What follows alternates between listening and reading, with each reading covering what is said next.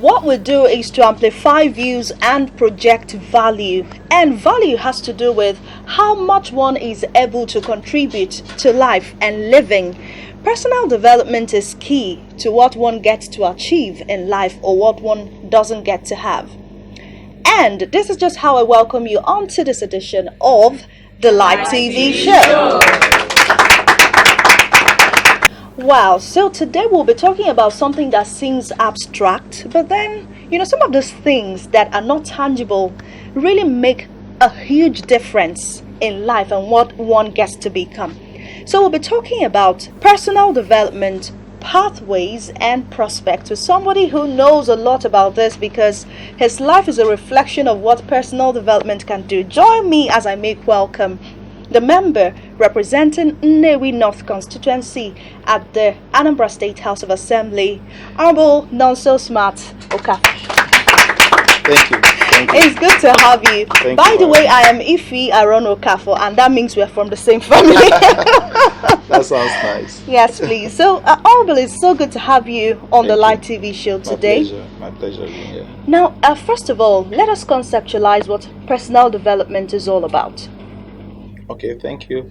Personal development in my own way, I don't usually like dictionary definitions, so I like to put it practically. Personal development are those things you do in life to improve yourself, simply put. Those things you do to go beyond the normal, just to improve yourself. Because it's only when you improve yourself, you'll be able to improve your society. So I believe that personal development are those skills, those ideas, those knowledge you acquire consciously with a view to improving yourself and be able to make better impact in the society. And also that help to sharpen your values, like she mentioned, and also to help you define who you become eventually. Okay, now at what point in life does one get to embrace the realization that, it's time for personal development? Is there a particular time? Of course, we have our own different timing in life. There is someone there is no particular, in fact, as at the time a child is born, that child is supposed to realize if it is possible that there is need for personal development. So there is no time age limit about it. But of course, that there is a time you get to in life when you now start feeling that, yes, I need to go beyond here and begin to package yourself as such. For instance, I myself, I know I may have done some things personally that tend towards personal development, which I didn't know when I was growing up. Wow. But I got conscious of it when I was in secondary school, in the senior part of my secondary school. That was when I started, reading as if my life depended on it. Wow. Yeah, I used to read all kinds of books by different titles: John Maxwell, John Mason, Miles Monroe, name them, Rich Dad Poor Dad, all kinds of books. Because I believe that when I read them, I get inspired. I believe that when I read those books, they help me to package myself from where I want to get to. So I can say that for me, I got to realize that I need that personal development when I was in the senior part of my secondary school, and I started packaging myself as such. And steps I take that time, where I go, events I attend, books I read, everything are geared towards where I want to get to. And I know that for the vision of where I want to get to, I know I needed to do a whole lot of personal development. Okay. So that realization, I got to know it at the senior part of my school. That does not mean that before then, that perhaps I had done used to acquire knowledge or skills that may be necessary for me, but it was not consciously done. Okay. Yes. So, but you're saying that it starts from the subconscious level to the conscious level, yes. Okay. We are in a society where lots of people think that the males are those who embrace that a lot because there's more demand, because it has to get married, and that means it has to have money. So is there a gender divide? Is there a certain gender that should develop more or embrace personal development than the other? No, I don't believe so. If there is that idea of that maybe males, some people feeling that males have more responsibility, if I may put it that way. It may be peculiar to our culture. this part of Africa where we believe that men are only all. Yes. It's not like that in some other part of the world. And somebody is like, oh, I'm happy I'm a female, though, so I don't have to do much. That is, over there are, I know a couple of families in the US that it is the woman that is the breadwinner of the family. Wow. You tell the man, this is my house, I pay for it. So, and the man is just there occupying the house, wash the pots, cook the food and all that. So it maybe it's relative to our culture here. Okay. That's why some people feel that it is gender based, but it's not gender based. Even in our culture today, an average young girl that has a vision of where he wants to go to should know that it's not the responsibility of men. Even if you have a well-to-do husband, he takes care of you, you should want something. Okay. You should want something. It is, if I may use the word, it is sexier when maybe you earn, maybe you earn #1 million a month. Okay. Your husband earns #1 million a month. Wow. Yet he still buys you weave-on, buys you lipstick and all that. Most men wouldn't. Many would. You really? Yeah, you many would. So? I do not care, for instance, if my wife earns better than me. I believe that the day I married her, that she is my responsibility to take care of her. Wow. So what she gets, if she decides to add to family, fine. But I hope you have a younger brother. Okay, Honorable. Now let's get down to it. Pathways. Lots of people with different potentials, different inclinations, different talents.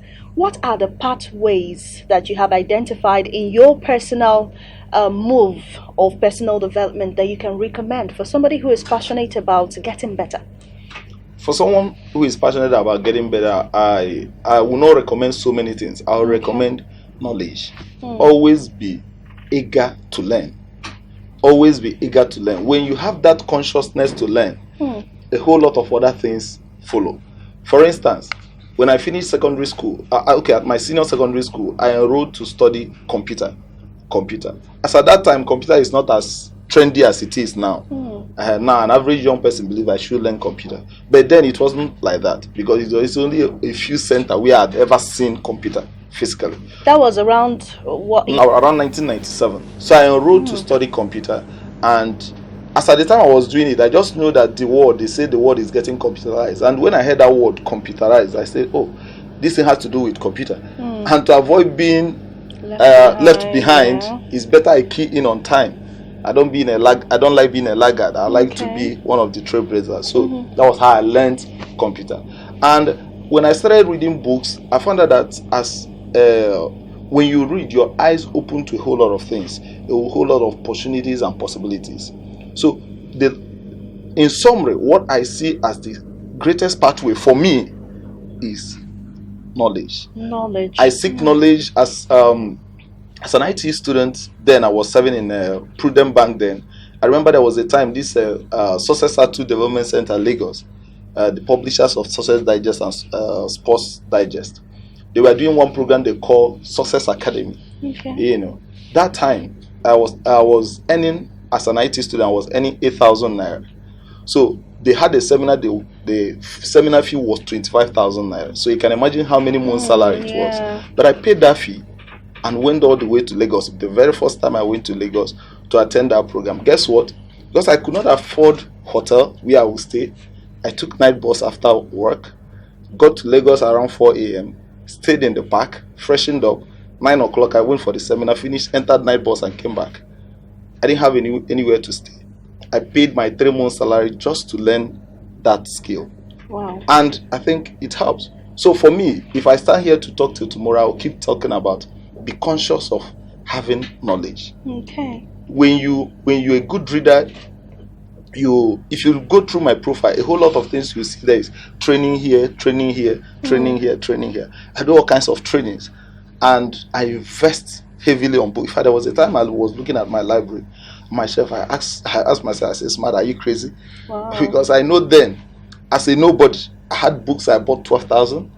There's a book called Business. I bought it 12,000 naira. That was more than 8 years ago. So at that time, I don't earn up to 12,000. You understand? So, in all, be conscious of learning knowledge. When you are conscious of acquiring knowledge, over time, it becomes part of you, that everything you do tends towards your personal development, those personal development goals you have set out for yourself. But if you do not read, if you're not a good reader, if you're not somebody that try to acquire knowledge and learn skills, you may not even know where you are headed. And when you don't have where you are headed, you cannot develop your personal development plan. Wow, so there's something like a personal development plan. Oh, sure. There's a personal development plan. They say that an unexamined life is not worth living. And for there to be anywhere you want to get to in life, you have to plan it. It's a process. Two things you said, apart from the personal development plan, that I caught was that you made lots of sacrifices in your own journey of personal development. And another thing was that money couldn't stop you. Because I know that somebody is wondering, I don't even earn anything. My parents don't have money. How do I even start? So where did you start? I started from nowhere. Yeah, I started from nowhere because I've always said it. It's not something I'm very proud of, but it's not something also I'm ashamed of. I didn't come from a rich home. I came from a home that people call it humble home. I don't know what makes it humble, but sometimes poverty has a way of humbling you. Yeah. But I came from a home that, growing up, I stayed in a mud house. In a mud house, I never knew what was television. I never knew what was NEPA light. We used lamp, and all kind of things. So that was the kind of home I grew up from. I didn't go to normal conventional nursery school people go to. I went to what they call Ontaka. We used slate and chalk to write, until I got to primary school. After they measured my hand to know if he has touched the grass and all that, So I got to primary school, public primary school, and the likes. So I started barely from nowhere. So, but when I got to school, I got to secondary school. As a secondary school boy, that time camera was coming out newly. So I managed to, through the savings I make, those times when we were small, you go to Christmas, people dash you money. And that was how I got to study accounting. Wow. Because I shared this experience with you. Each time people give us money, I always give to my mom to keep for me. She didn't know as I give her that I always write it down. So, we go to bazaar, they give us money, I give to her. So as at the time I was in JS1, I told her to give me my money, that I want to start poetry. Poetry? Yes, poetry, yes. So you were in JS1? JS1, yes. If you see my bank passbook, you will shout. The passbook, I opened the first bank account as a JS1 student. I still have the passbook. My sister used to countersign with me because they say I was a minor. But I insisted I must have a bank account because I felt it was becoming risky keeping the money with my mom. So I remember that time. Each time my brother asked my mom for his money, my mom would say, is that not what they are using to buy clothes for you? So I said no, that this thing is becoming risky. So that day I told my mom I want to start poetry. He said, how much do you even have? I went and brought the list. And when she calculated it, she was like, what? And of course, the money was not available. But to cut the story short, I insisted. I refused to eat for days. I didn't eat. I didn't know how they provided the money, but they provided the money. Wow. So as at secondary school, senior secondary school, from what I make from my poetry, I bought a camera, digital. There's this small digital camera. I bought a camera. I will snap. I go to Ibeto lab and wash and give to my friend. And that time, picture was trendy. So students, they were happy that they see themselves in picture. So I was doing it. So as a secondary school boy, relative to my background, I wasn't a poor boy. I was doing well. Yes. Wow. Yes. So as at the time I entered school, it continued. So the long and short of what I'm saying is that I started from nowhere, but because I knew where I was going to, and I knew I didn't come from a very stable background financially, so I was committed to taking myself to the next level. As a small boy, we used to go to gutter anytime my father is not around, because he used to flog me. So I would go to gutter after it rained to go and pack sand and sell it when it gets to a trip of sand. Wow. So I was doing all those things just because I know the background I came from. But I was somebody that it was clear to me from when I was small that my background cannot hold me down. In fact, it didn't have the capacity to hold me down. So when I see young people growing up, I always tell them, You need to know where you want to get to. And money is not a challenge. Wow. If you are bent on where you want to go to, money is not a challenge. If you start, money will come. When I entered higher institution, it's from the poetry business and photography business. I was able to sponsor myself all through school. From first year till I graduated, I sponsored myself all through school. And I was still not a poor boy as a student. From poetry and your camera work. Yes. Wow. You sponsored yourself through? From first year to I finished. Okay. Yes. Wow. Isn't that mind-blowing? We'll take a short break, but of course, this is still the Light TV show. When we are back,